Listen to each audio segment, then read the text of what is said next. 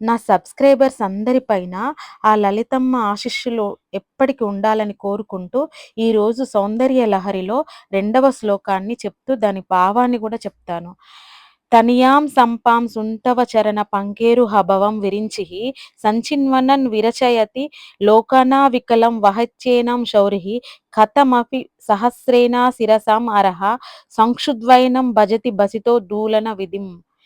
దీని భావం ఏంటంటే, అమ్మవారి పాదాల దగ్గర ఉన్న చిన్న చిన్న ధూళికణం కూడా ఎంత గొప్పదంటే, తల్లి నీ పాద పద్మముల యందలి చిన్న పరాగరేణువు ధూళితో ఆ బ్రహ్మదేవుడు ప్రపంచాన్నే సృష్టించాడు. విష్ణువు ఆ ధూళిని తీసుకొని తన తలకు పెట్టుకొని అత్యంత బల సంపన్నుడై ఆదిశేషువుగా తన సహస్ర శిరస్సులతో ఈ భూభారాన్నే మోస్తున్నాడు. ఇక శివుడైతే చెప్పనవసరం లేదు. పరమశివుడు నీ పాదధూళిని భస్మంగా శరీరానికి పూసుకొని ప్రళయకాల రుద్రుడై ప్రపంచ ప్రళయాన్నే మోస్తున్నాడు. ఆ భగవత్పాదులు ఆది శంకరాచార్యులు వారు సమయ తత్వవేది కనుక సమయ అన్న పేరు గల చంద్రకళను 10 శ్లోకాలతో స్తోత్రం చేస్తూ ఉన్నారు. ఈ రెండవ శ్లోకంలో అమ్మవారి పాదధూళి మహిమను వర్ణన చేశారు.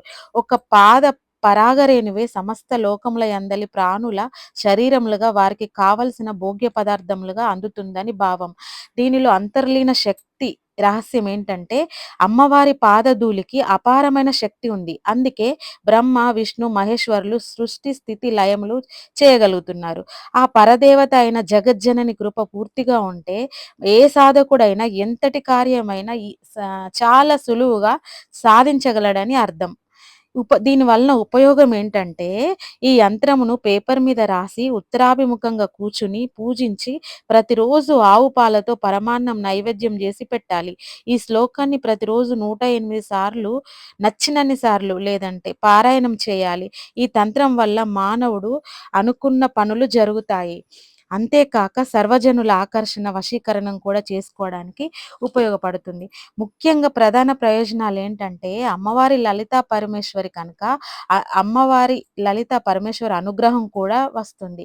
అడ్డంకులన్నీ తొలగిపోతాయి. మనిషికి శాంతి, స్థిరత్వం వస్తుంది. జపం చేయడం ద్వారా మైండ్ కామ్ అవుతుంది. స్ట్రెస్, టెన్షన్స్ తగ్గుతాయి.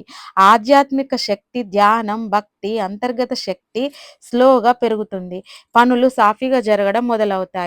ఇండైరెక్ట్‌గా సక్సెస్ అండ్ ఆపర్చునిటీస్ కూడా పెరుగుతాయి.